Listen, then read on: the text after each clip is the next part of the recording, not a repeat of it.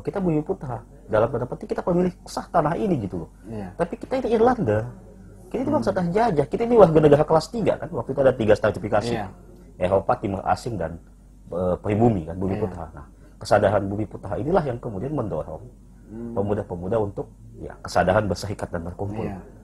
Ya sebut adalah meskipun masih debatable, Budi Utomo dan beberapa kelompok organisasi pemuda, misalnya Indonesia Muda, Perhimpunan Indonesia, ya sampai kemudian bermetamorfosa menjadi partai, dan itu digawagi oleh anak-anak muda umur belasan tahun dan 20 tahun. Soekarno waktu mendirikan PDI itu umur 20-an tahun. Semaun waktu menjadi ketua SI cabang Semarang umur 19 tahun. Belum 20.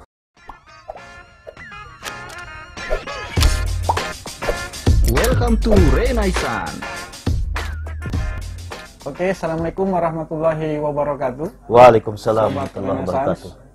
Sekarang kita ketemu kembali dengan narasumber. Saya kira teman-teman sobat Renaissance sudah tidak asing lagi. Saya sekarang bersama Kak Sabara. Sekarang kita akan berbicara tentang pemuda. Karena bulan Oktober dan satu momen penting di bulan ini adalah Hari Sumpah Pemuda. Siap. Yang jatuh di tanggal 28 Oktober. Kita akan berbicara tentang itu, Kak. Tentang pemuda. Dan saya kira ini menarik. Kita perlu merefleksikan Sumpah Pemuda itu seperti apa dan bagaimana pemuda itu ke depan dalam menghadapi tantangan, katakanlah tantangan global, tantangan kebangsaan, dan tantangan yang bersifat lokal misalnya. Nah, itu nanti akan kita ulas dan sebagainya. Saya kira untuk mengawali ngobrol-ngobrol kita, nanti 28 Oktober itu kan seperti biasa bangsa kita akan memperingati Hari Sumpah Pemuda. Menurut kita, Kak, refleksi macam apa yang kira-kira patut kita ajukan untuk mengenang momen besar seperti ini, ya, sebagai seorang pemuda tentunya. Ya, terima kasih. Assalamualaikum warahmatullahi wabarakatuh. Waalaikumsalam warahmatullahi. Ya, kalau kata Bang Haji Homa, kaulah muda kau yang punya dunia kan. Betul. Jadi ini Haji Roma di saat dia muda atau saat tua dia muda? Tahun berapa itu lagu ya? Kayaknya masih dan kayaknya Bang Haji Homa muda terus deh. Idola saya soalnya. Oke. Oh gitu ya. Ya. Iya, jadi setelah Rasulullah, idola Kak Sabara itu Haji Roma Irama, ya kan? Oke, sobat. Jadi setiap pemuda itu adalah pemilik setiap masa. Nah, sebuah perubahan penting, perubahan besar di sebuah tempat atau sebuah masa itu melibatkan pemuda sebagai aktor dan eksekutor. Ya. Kalau ditanya apa sih sebenarnya refleksi yang bisa kita raih dari sebuah peristiwa sejarah? Kan sebuah peristiwa sejarah itu kita harus tarik apa yang disebut dengan ZG, jiwa zamannya yang universal. Ya, jadi sampai kapanpun itulah intisari pesan dari sebuah peristiwa sejarah. Apa itu? Dari Sumpah Pemuda yang pertama semangat, ya, pasti mengajarkan kepada kita tidak ada cita-cita, tidak ada mimpi yang mustahil. Coba Bahlul bayangin ya, 1928, ya, Belanda lagi kuat-kuatnya loh, menancapkan kekuasaannya di Indonesia. Bisa dibilang oke lah, hampir seluruh wilayah Indonesia sudah dalam genggaman Belanda waktu itu. Kayaknya tentang sebuah negara yang namanya Republik Indonesia merdeka, kayaknya mimpi deh waktu itu. Mimpi deh di zaman itu, 1928. Tapi 17 tahun kemudian mimpi itu terrealisasi. Ini kalau kita bicara proklamasi kemerdekaan, peristiwa penting yang menjadi peletak fondasi dari kemerdekaan adalah Sumpah Pemuda. Dan uniknya hanya 17 tahun setelah. Ya, meskipun ada peristiwa-peristiwa sejarah penting yang kemudian menjadi pemicu ya, tapi itu soal lain. Tapi yang paling utama, fondasi dari kemerdekaan kita tidak bisa kita lupakan adalah peristiwa 28 Oktober 1945. 28 mengajarkan kepada kita bahwa nggak ada yang mustahil, bahwa yang penting adalah semangat, optimisme. Cita-cita besar lo ini, mimpi besar lo ini. Dari ujung barat Aceh sampai Papua itu menjadi sebuah negara yang beragam ras, beragam bahasa, beragam agama, menjadi satu, diimajinasikan menjadi satu NKRI, satu negara ya, NKRI. 17 tahun dalam sebuah periode sejarah itu singkat loh. 17 tahun mungkin bagi usia manusia itu agak lama, tapi dalam sebuah peristiwa sejarah, sebuah babakan sejarah itu singkat loh. Nyaris tidak sampai 2 dekade. Ya, tidak sampai 2 dekade. Tuh, ini ya, jadi saya ulangi, apa? Semangat untuk meraih cita-cita. Cita-cita besar. Para pemuda di zaman itu berhasil menyelesaikan, ya kalau saya menyebutnya, menyelesaikan tanggung jawab sosialnya sehingga menjadi fondasi untuk kemerdekaan Indonesia. Sehingga pemuda di setiap zaman itu harus meletakkan fondasi untuk kebangunan bangsa ya.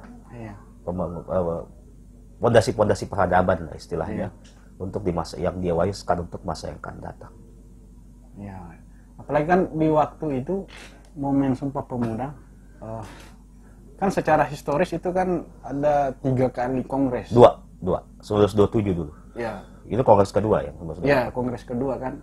Di situ pemuda-pemudi Indonesia berhasil merumuskan satu konsep yang kita kenal Sumpah Pemuda ya. Bertanah air satu, berbangsa satu, berbahasa satu. Dan dapat kita katakan itu kan satu pencapaian luar biasa yang dirumuskan oleh anak-anak muda saat itu. Bisa dijelaskan gitu Kak, makna misalnya tanah air satu, berbangsa satu, berbahasa satu. Iya. Itu kan konsep nasionalisme sebenarnya. Iya. Sebelum masuk di situ saya harus cerita dulu apa yang disebut dengan kebangunan Bumi Putra di awal abad 20 kan? Betul. Ya. Jadi ketika kesadaran sebagai sebuah bangsa yang waktu itu bahasanya Bumi Putra. Mungkin sekarang orang sebut pribumi ya. Tapi bahasa zaman itu namanya masih berkarakter lokal. Bumi Putra, yaitu siapa? Putra-putra yang sebenarnya pemilik bumi Nusantara ini. Sebagai identitas yang berbeda dengan identitas bangsa asing, dalam hal ini Belanda, Eropa, yang datang menguasai kita, yang menjajah kita kan waktu itu. Jadi kenapa bisa ada kesadaran kebangunan Bumi Putra itu? Karena sudah ya ini dia kesadaran itu titik baliknya ketika sebagian pemuda-pemuda Indonesia mendapatkan kesempatan pendidikan. Jadi kata kuncinya lagi pendidikan. Pencerahan ya, pencerahan yang didapatkan melalui pendidikan, pencerahan yang didapatkan melalui bacaan, pencerahan yang didapatkan melalui berserikat berkumpul, pencerahan yang didapatkan melalui refleksi ya, menyaksikan penderitaan masyarakat ya, refleksi sosial gitu kan, sehingga melahirkan sebuah semangat. Oh, kita Bumi Putra, dalam tanda petik kita pemilik sah tanah ini gitu loh. Tapi kita ini Irlanda, kita ini bangsa terjajah, kita ini warga negara kelas 3 kan, waktu itu ada 3 stratifikasi, Eropa, Timur Asing, dan pribumi kan, Bumi Putra. Nah, kesadaran Bumi Putra inilah yang kemudian mendorong pemuda-pemuda untuk ya kesadaran berserikat dan berkumpul. Ya sebut adalah, meskipun masih debatable, Budi Utomo dan beberapa kelompok organisasi pemuda, misalnya Indonesia Muda, Perhimpunan Indonesia, ya, sampai kemudian bermetamorfosa menjadi partai. Dan itu digawangi oleh anak-anak muda umur belasan tahun dan 20 tahun. Soekarno waktu mendirikan PDI itu umur 20-an tahun. Semaun waktu menjadi ketua SI cabang Semarang umur 19 tahun. Belum 20. Dan Hatta waktu menjadi PI di Belanda itu umur 20-an tahun juga gitu kan. Sampai membuat perhimpunan koperasi di sana. Ada beberapa hal. Kemudian menulis ya. Jadi pemuda-pemuda yang umurnya bahkan belum genap 20 tahun atau 20 tahunan awal itu sudah kena mereka tercerahkan. Jadi kata kuncinya pencerahan. Kenapa bisa tercerahkan tadi yang saya bilang ya, pendidikan, pembelajaran, kesadaran organisasi, kemudian ya kesadaran sosial, refleksi sosial. Pemuda-pemuda ini kan sebenarnya mereka kelas-kelas terdidik yang bisa hidup mapan dan nyaman. Ingat loh, waktu itu untuk tamat sekolah yang setingkat mulo ya, setingkat SMA itu luar biasa. Pasti akan menjadi pegawai negeri di Hindia Belanda. Tenaga administrasi. Ya, minimal tenaga administrasi. Hidupnya makmur deh, gitu paling tidak kan. Tapi mereka kesampingkan itu. Jadi ada kesadaran akan tanggung jawab sosial. Nah, ini yang pesan ini pasal yang kita bisa ditangkap oleh para pemuda setiap zaman. Nah, pemuda adalah pemilik masa, pemuda adalah pemilik dunia. Setiap momen perubahan, kalau kita baca semua perubahan-perubahan penting, itu menjadikan pemuda sebagai aktor dan eksekutor. Termasuk dalam babakan-babakan penting di sejarah Indonesia. Betul. 45, 66, 98 ya. Nggak tahu tahun 2000-an ini kan. Ini kan semua melibatkan para pemuda yang sebagai aktor dan eksekutor. Tapi ya pemuda-pemuda yang harus tercerahkan dong, yang punya semangat juang. Artinya ada pengaruh kesadaran yang kalau kita mengikuti analisis Ben Anderson dengan konsep Imagine Community itu kan sulit dibayangkan saat itu. Sulit. Ada satu konsep yang ingin mempersatukan tanah air, bangsa. Yang saat itu masih berkarakter ada gerakan-gerakan perlawanan, tapi kan masih berbasis lokal. Sporadis dan lokal. Iya. Ya, kemudian bahasanya masih menggunakan bahasa daerah. Tapi di momen itu ada kesadaran yang akhirnya menggabungkan semua itu. Jadi tadi mau jawab makna bertanah air, berbangsa, dan berbahasa. Tanah air ini kan ya tanah tumpah darah, ya, tanah tempat kita kelahir, tempat kita hidup, dan insya Allah tempat kita mati juga gitu kan. Karena kesadaran bertanah air. Bahkan kalau dipikir, Indonesia ini kalau kita lihat di peta, ujung pukul ujung itu barat sampai timur itu lebih 5.000 kilometer loh. Luas sekali. Panjangnya dengan hamparan sekitar 17.000 pulau dan dipisahkan oleh lautan. Itu kemudian menjadi sebuah kesadaran satu tanah air. Kita ini satu. Ya, kalau kita pakai teorinya Benedict Anderson, itu sebuah imajinasi. Ya, bukan keperadaban dibangun di atas imajinasi kok kan. Ya, imajinasi. Ya, kalau baru sudah tamat Yuval Noah Harari kan, bahwa dibangun atas fiksi-fiksi sebenarnya, mitos-mitos. Ya, mitos itu kan bukan imajinasi atau mitos yang kemudian melahirkan mitos. Itu kan bukan persoalan pada benar tidaknya. Tapi kemampuannya menggambarkan, merefleksikan tentang diri kita, tentang komunitas kita, tentang cita-cita kita, tentang mimpi kita. Nah, imajinasi tentang tanah air yang satu. Bayangkan orang dari Sumatera, dari Jawa, dari Sulawesi, dari Maluku waktu itu ragam bahasa, ragam ras bahkan kalau menurut saya, ragam agama juga itu bisa bermufakat. Sumatera, Jawa, Kalimantan, Sulawesi, Maluku, Bali, Nusa Tenggara, memang pulau-pulau yang terpisah, tapi sejatinya adalah berhasil membangun imajinasi kolektif, yang kemudian sampai hari ini lekat dalam memori kolektif kita. Apa itu? Kita satu, tanah air. Kemudian bangsa. Indonesia ini kan sebenarnya kalau mau real negara bangsa-bangsa. Karena kita ragam bangsa. Ragam sebenarnya. Ragam bangsa. Keanekaragaman. Dalam teori kebangsaan kita ragam bangsa. Tapi kita tidak pernah bilang, kamu baru bangsa apa? Saya bangsa Bugis. Enggak kan? Saya di bangsa Jawa. Kita bangsa Indonesia. Suku kita Jawa, Bugis, Batak dan lainnya. Satu imajinasi kolektif terbangun yang mengikat semua. Yang merangkul perbedaan, merajut perbedaan, yaitu bahwa kita satu bangsa. Jadi identitas kedaerahan itu lebuh menjadi satu bangsa. Ya, jadi apa yang disebut kita satu bangsa, bangsa Indonesia, dihadirkan sebuah dalam tanda petik ya saya sebut bangsa baru yang menjadi permufakatan kita, konsensus kita. Nah, yang ketiga, satu bahasa. Ribuan bahasa di Indonesia ini. Di Nusantara ini. Di Sulawesi itu ada ratusan bahasa. Ada 3 pulau di dunia yang paling banyak bahasanya. Yang pertama Papua, yang kedua Kalimantan, yang ketiga Sulawesi. Ribuan bahasa di 3 pulau ini. Nah, tapi kemudian bermufakat. Kita perlu satu bahasa. Sebagai lingua franca kita bersama ya. Kemudian dengan perdebatan panjang dimufakatilah bahasa Melayu, tapi kemudian yang diberi nama bahasa Indonesia. Nah, kesuksesan. Kalau saya ini suatu yang sangat luar biasa, yang dilakukan oleh para pemuda-pemuda kita zaman itu adalah melahirkan suatu imajinasi, mengkonkretkan satu imajinasi kolektif. Di proklamasi nggak ada apa-apanya, seandainya nggak ada. Konsensus itu diawali dari Sumpah Pemuda. Kalau saya, konsensus tentang 3 hal tadi yang menjadi peletak dasar NKRI. Platform. Common platformnya di situ. Kalau kita pakai bahasa Quran ya, kalimatun sawahnya dibangun di situ kan. Iya, betul. Termasuk kan peristiwa Rengas Dengklok. Itu pemuda juga. Jika pemuda tidak gercep saat itu. Iya, gercep ya. Terjadi tanda petik penculikan, yang mungkin proklamasi tidak akan terjadi. Ya, seperti kata Bang Roma kan, pemuda semangatnya berapi-api. Iya.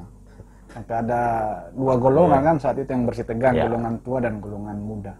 Ya. Sampai-sampai Soekarno yang berikan aku 1000 orang.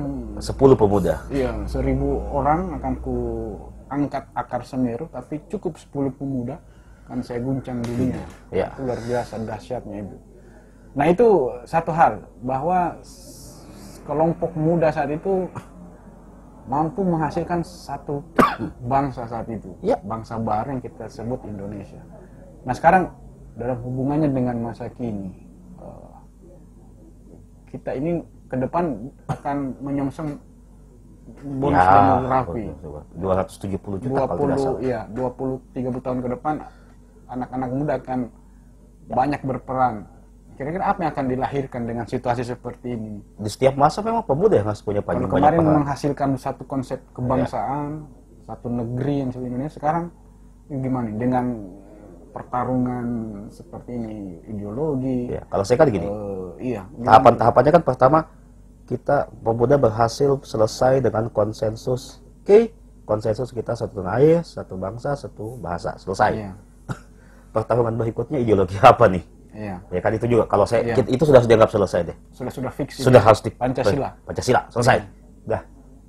Nah, kita sudah mewarisi 2 hal besar ini kan. Konsensus tentang satu tanah air, bangsa, bahasa, kemudian konsensus tentang ideologi bersama, common platform bersama. Nah, terus pemuda apa sih sebenarnya? Hukum sosial bagi pemuda, hal yang penting pasti harus dilakukan oleh pemuda. 3B kalau saya sebut. Belajar, bekerja, berjuang. Ya tentu kontekstualisasi, artikulasi dari belajar, bekerja, berjuang ini tentu beda. Dulu common enemy, kita punya common enemy. Siapa penjajah? Belanda kan? Sekarang common enemy kita kan konkret. Kalau penjajah nih Londo ya, Belanda kan? Oke, konkret lah, ada di depan kita bisa tunjuk orangnya gitu ya. Nah kan?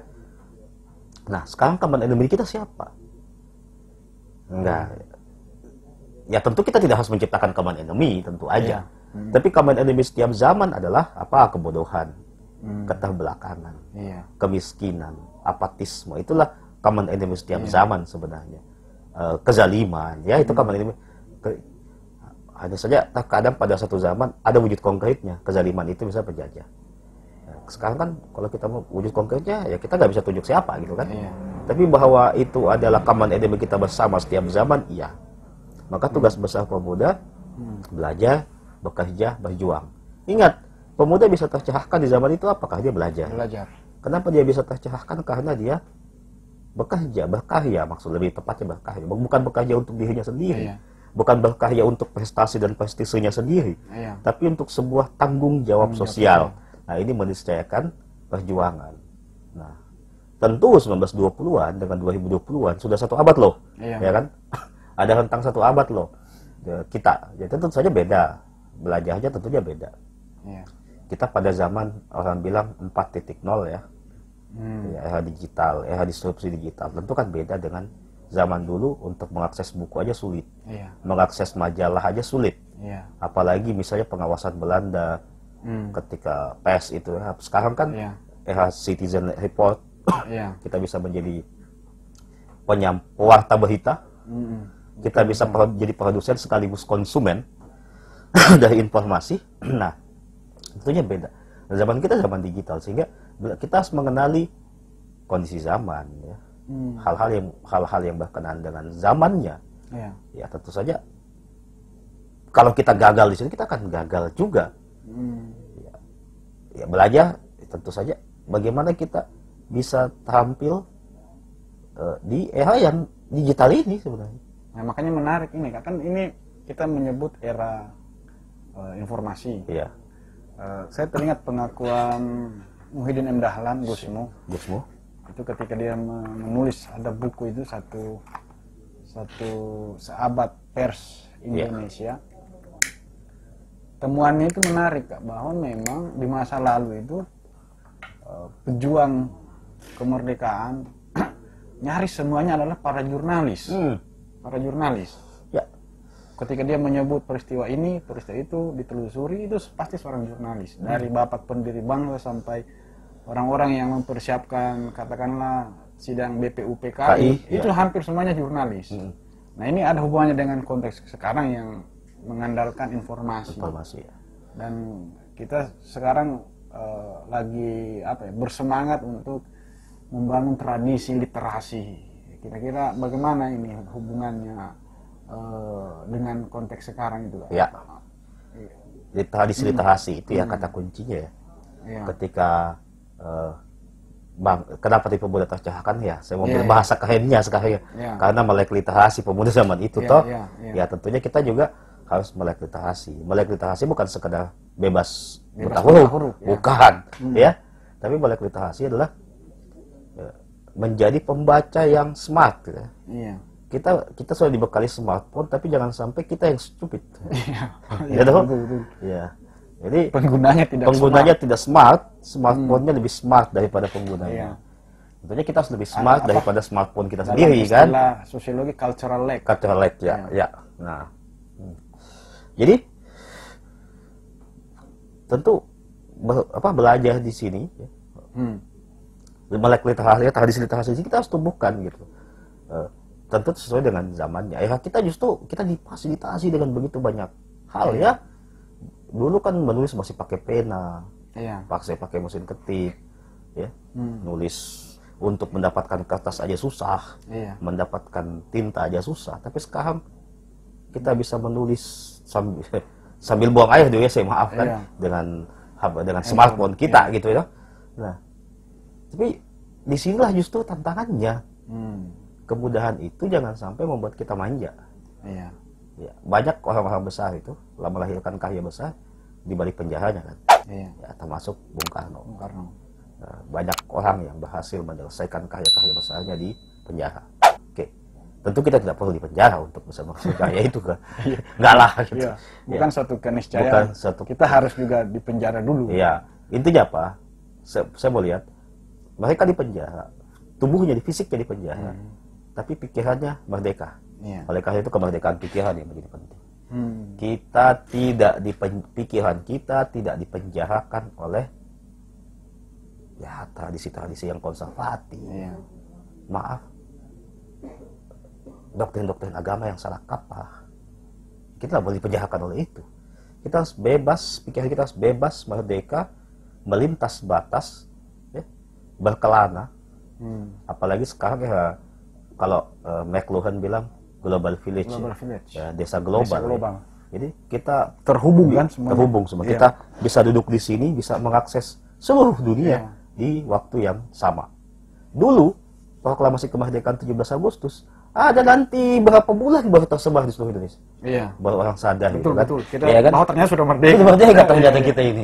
Bahkan ada suku-suku tertentu yang di pedalaman sampai 1970-an, 80-an belum tahu nih kalau Indonesia sudah merdeka ternyata. Ya. Jadi begitu lambatnya informasi. Sekarang kan era informasi yang nah, oleh karena itu saya ulangi, kemerdekaan berpikir. Pikiran kita harus merdeka, tidak dibelenggu oleh hal-hal yang bisa memasung kreativitas berpikir. Yang namanya kreativitas itu mulai dari pikiran loh. Ya kan? Karena logikanya orang berpikir dulu baru bertindak. Berpikir dulu baru berkarya kan? Masa berkarya dulu baru berpikir, gimana sih? Bangun rumah aja perlu gambar dulu kok. Ya kan? Iya, rancangan dulu kok. Masa mau bangun-bangun aja kan gitu. Nah, jadi sini kemerdekaan pikiran. Kemerdekaan pikiran yang diejawantah dengan apa? Memperluas spektrum wawasan, memperbanyak bacaan, memperluas pergaulan, ya. Nah, kemerdekaan berpikir juga meniscakan apa? Sikap kritis. Apalagi yang disrupsi digital, sajian informasi begitu banyak sehingga untuk memilah mana hoax, mana fakta, itu yang menjadi tantangan kita, ya. Hoax dan fakta. Jadi kita disajikan ribuan informasi, mungkin hanya 1-2 yang fakta. Iya, selebihnya belum tentu. Sehingga apa? Meniscakan kritis. Ada buku tuh bagus sekali judulnya, Saring dulu sebelum sharing. Ya. Otomatis kemerdekaan berpikir meniscakan kritis dalam berpikir. Nah, ini kata kunci dalam belajar. Ya, kontekstualisasinya, artikulasinya tentu sesuai dengan konteks kita hari ini. Era disrupsi digital gitu. Iya. Berkarya, bekerja, ya sesuai dengan konteks hari ini. Kita dimudahkan dengan beragam fasilitas untuk berkarya, untuk bekerja. Dan dalam bekerja kita harus ingat, bukan hanya tanggung jawab individual, tapi ada tanggung jawab sosial. Kita sebagai makhluk sosial, kita diminta peran apa yang bisa kita kontribusikan untuk kemanusiaan, untuk sesama gitu kan, bukan hanya untuk kita. Para pemuda-pemuda di tahun 1928 mengajarkan pemuda jangan egois, ya kan gitu, harus altruis, betul. Bahasa kerennya ya, jangan cuma mikirin diri sendiri, mikirin juga orang lain dong, gitu kan. Nah, kemudian berjuangnya apa? Kalau dulu berjuangnya jelas ada common enemy, penjajah dalam hal ini common enemy. Common enemy-nya apalagi? Keterbelakangan, kebodohan, kemiskinan masyarakat dan sebagainya. Sekarang common enemy kita apa? Jangan sampai common enemy kita itu juga dalam diri kita sendiri, atau dalam sekitar kita. Apa itu tadi? Ya tetap common enemy sepanjang masa kan kebodohan, keterbelakangan, kemiskinan. Nah, perjuangan kita harus di situ, membangunkan kembali ya kalau dulu kebangunan kesadaran Bumi Putra, ya itu konteks sesuai dengan konteks zamannya karena jelas common enemy-nya orang asing sebagai penjajah. Sekarang yang disebut kebangunan bangsa kebangunan Bumi Putra itu apa? Perjuangan kita untuk bagaimana bangsa kita ini bukan hanya selalu berada di pinggir-pinggir peradaban dunia dong. Bagaimana kita masuk-masuk di tengah-tengah lah, gitu kan? Ikut tampil lah, berpengaruh lah dalam konteks global. Karena salah satu amanah pembukaan Undang-Undang Dasar kan ikut serta dalam perdamaian dunia kan. Jadi kita berkontribusi kepada dunia. Selain itu juga ya kita menjadi bangsa yang bisa diperhitungkan di dunia. Ya karena itu perjuangan kita. Kalau dulu para pendahulu kita meletakkan dasar nasionalisme di Sumpah Pemuda, di proklamasi. Sekarang bagaimana kita merawat nasionalisme itu? Nah, merawat nasionalisme ya kalau teorinya siapa? Billik ya, Michael Billik itu kan nasionalisme banal ya. Ada nasionalisme sehari-hari yang diwujudkan dalam upacara apa semua. Itu kan simbolik-simbolik. Ya, bukan substansi, tapi juga tetap penting ya. Tapi yang lebih penting adalah hal-hal yang konkret, real misalnya, yang tanda bahwa nasionalisme kita sedikit tergerus apa? Ketika kita lebih suka terhadap negara lain daripada negara sendiri. Mencintai apa-apa yang dihasilkan oleh mencintai produk kebudayaan kita sendiri gitu kan. Hasil kreasi bangsa sendiri. Ya, bangsa yang besar adalah bangsa yang setia dan komitmen terhadap kebudayaannya. Seperti kata Pak Dr. Mahdi. Ini menarik Kak, karena ada juga sih sebenarnya pemuda-pemudi yang secara harfiah menyebut mencintai bangsa ini dengan menggunakan kaos terus tertulis I love Indonesia. Itu kan kontradiksi. Kenapa? Karena kalau cinta Indonesia gunakanlah bahasa Indonesia. Aku mencintai Indonesia. Ini melalui bahasa asing untuk menyatakan mencintai negeri. I love Indonesia. Itu kan bagaimana sih itu hal-hal seperti itu? Apakah ada yang salah dari itu?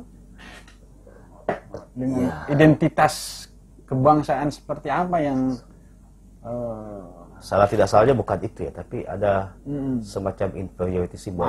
Itu. Ya, inferiority symbol kalau misalnya kenapa dalam hadap bangsa besar aku mencintai Indonesia gitu ya. Saya cinta Indonesia, aku cinta Indonesia. Kenapa nggak itu aja sih?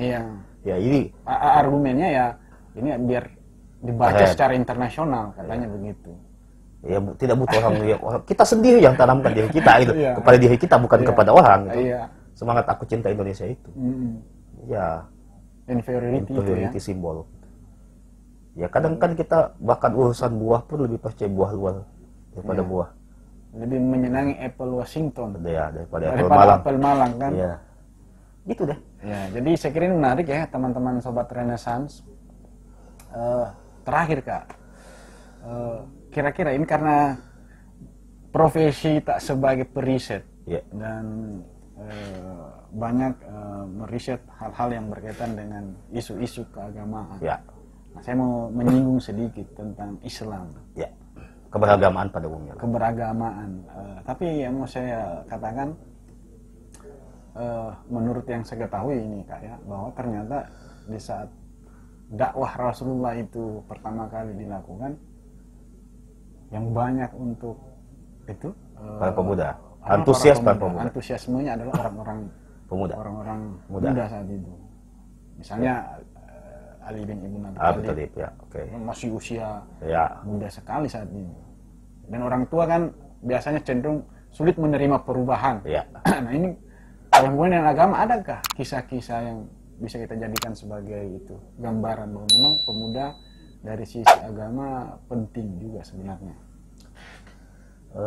Dakwah Rasul itu kan ditunjang oleh 3 sosok menjadi pilar utamanya sih sebenarnya. Di awal-awal ya, Iya. orang tua itu Abu Thalib, perempuan Sayyidah Khadijah, dan pemuda remaja Ali bin Abi Thalib. Iya. Jadi tidak bisa juga kita nafikan para orang tua Iya. ya, sebagai para ketokohannya, Iya. kearifannya ya. Jadi kan kalau orang tua itu terjebak pada dia konservatif atau arif. Iya. Kalau pemuda itu Berani atau kebablasan. kebablasan gitu kan. Iya, Ya, iya. karena dia punya semangat kan. Iya. Ya, jadi ada 2 pilihan, ada dua kutub yang kita berada di mana nih ini. Ya. Ya. Sosok Ali bin Abi Thalib saja ya sebagai sosok prototipe pemuda misalnya yang Iya. jelas digambarkan dalam agama ya Iya. yang pemuda yang pertama kali menyambut ya, bukan pemuda sih waktu itu masih remaja Iya. Ali bin Abi Thalib. Saking mudanya ya. Iya, menyambut seruan Rasulullah. Tapi saya tidak ingin membatasi misalnya dengan Islam saja Iya, gitu iya. ya. Bahwa saya melihat kecenderungan misalnya pemuda zaman ini ya berdasarkan riset-riset yang saya dapati ya. Iya. Jadi ada semangat keagamaan, ada semangat kebangsaan, ya kan? Ya, kita diperhadapkan pada tantangan menguatnya semangat keagamaan itu sedikit demi sedikit menggurus semangat kebangsaan karena adanya perspektif tentang globalisme agama. Ya kita sebut aja lah globalisme Islam. Iya. Jadi kalau bicara Islam berarti kita globalis, sedangkan bicara bangsa berarti kita partikularis ya, partikularis. Ya. Nah, dan ini tidak Islam tidak gitu, seolah kan gitu. Agama tidak gitu, agama itu kan global. Ya. Kita diperhadapkan kepada tantangan. Padahal dulu para pendahulu kita meletakkan kebangsaan ini dengan menjadikan agama sebagai variabel penguatnya. Nah, mestinya kan agama menjadi variabel penguat yang meneguhkan semangat kebangsaan kita, bukan sebaliknya. Agama memerintahkan kita untuk taat pada konsensus. Iya. Ya, bagaimana Rasulullah itu taat pada perjanjian-perjanjian yang dia buat, apapun konsekuensinya loh. Betul. Nah, ya kita nggak bisa bilang saya kan nggak ikut sepakat. Iya, bukan pasal kita tidak ikut konsensus itu sudah menjadi konsensus bersama. Ya, pasal kita tidak ikut sepakat itu urusan itu lain gitu. Tapi sudah konsensus yang harus kita pertahankan. Toh ini kan konsensus yang berupa kebaikan loh. Iya. Ya, akan sangat besar, akan sangat mahal ongkos sosialnya kalau mau ubah lagi. Belum lagi risikonya ya. Iya. Sehingga ya, baik konsensus ini bukan sesuatu yang buruk, ini sesuatu yang baik dan bercita-cita pada kebaikan. Oleh karena itu, dulu pemuda di 1928 meletakkan dasar-dasar konsensus ini. Di 1945 berjuang mempertahankan konsensus ini. Nah, tantangan kita adalah bagaimana menjaga, merawat musuh kita bukan lagi orang luar, tapi diri kita sendiri. Betul. Ya toh. Nah, merawat, menjaga, memegang teguh konsensus ini. Agama mestinya tetap menjadi variabel yang menguatkan, yang meneguhkan kita untuk kukuh memegang konsensus. Apa konsensus itu? Empat konsensus dasar. NKRI, Pancasila, Undang-Undang Dasar 45 dan Kebinekaan Tunggal Ika. Ini kan yang diwariskan oleh Sumpah Pemuda toh kepada kita. Dan agama mesti mengcover itu ya. Menjadi variabel penguat. Penguat ya. Iya. Sama seperti misalnya mungkin agak panjang diskusi kita. Siap. Di saat Rasulullah pasca melakukan hijrah membangun Madinah, itu kan dia masih mengawetkan, tanda petik mengawetkan warisan-warisan, kesepakatan-kesepakatan yang ada, ya. sudah ada sebelumnya kan? Iya. Dan menjalankan hukum berdasarkan hukum masing-masing. Masing-masing ya. Ini Tapi menariknya, ada perjanjian yang diikatkan iya, bahwa kita adalah satu, sama-sama warga Madinah, iya, ya kan? di bawah Jadi itu baru dia kita saling menjaga, iya, kita dan ada klausul-klausul dalam piagam Madinah. betul. Ini yang kayaknya belum tersampaikan dengan baik untuk generasi sekarang. Banyak pemuda yang hijrah yang mengaku mengalami pencerahan secara religius, tetapi di satu sisi pasca itu seolah-olah mempertentangkan dualisme kebangsaan dan keagamaan. Ini dua tantangan ya, hedonisme dan fundamentalisme, radikalisme ya. Jadi dua. Ekstrem kirinya itu hedonisme, ekstrem kanan, ekstrem kanannya fundamentalisme atau radikalisme. Nah, jalurnya jalur moderat. Ya, ya, betul. Ya. Best practice dari Kementerian. Bukan. Apa? Moderat. Ini kita bicara tentang moderasi beragama ya. Ini jalur tengahnya. Bagaimana ya? Tantangan kita berhadapan dengan teman-teman kita sendiri yang ekstrem kiri, hedon aja, senang-senang aja kayaknya. Apatis aja kayaknya. Ada lagi yang radikalis gitu. Kita empati tapi kita harus menjadi poros tengah. Kita harus menjadi poros tengah, dan itu menjadi kekuatan alternatif ya, kelompok alternatif yang justru kelompok tengah inilah yang akan menjaga kelangsungan bangsa ini, yang akan menjadi pemuda harapan bangsa. Iya. Gitu biasa. ya. Ini bisa panjang sebenarnya Kak, tapi karena kita dibatasi waktu. Ya, jangan juga panjang-panjang, santai aja lah. Sisakan lagi untuk berikutnya. Ya. Spirit kepemudaan harus terus kita rawat melalui konten-konten seperti ini. Ya, ini bagian dari upaya menjaga tradisi literasi, tradisi intelektual, menguatkan semangat kebangsaan kita, kemudian karena spirit agama kita yang bisa menopang itu platform semua. Kita kan Islam Indonesia, Islam keindonesiaan, Islam keindonesiaan dan Islam rasional. Islam rasional. Mungkin ya mekanisme untuk jalan tengah itu kan harus mempertimbangkan rasionalitas. Tetap penting itu sebagai variabel untuk mempertimbangkan bahwa kita berada pada posisi tengah itu kan, kita orang yang tengah itu kan orang yang arif. Bagaimana bisa arif kalau dia tidak punya pengetahuan? Bagaimana bisa punya pengetahuan kalau dia tidak rasional? Kira-kira gitu. Nah, ini menarik sekali Sobat Renaissance. Saya kira cukup dulu sampai di sini. Terima kasih Kak. Thank you. Besok-besok kita jumpa lagi. Kayaknya sama-sama sibuk ini. Baru sibuk, saya juga sibuk. Tema-tema yang menarik. Ini kebetulan kita masih bersemangat lah untuk ke depan. Indonesia akan tetap dan selalu ada. Insya Allah. Oke. Demikian Sobat Renaissance. Assalamualaikum warahmatullahi wabarakatuh.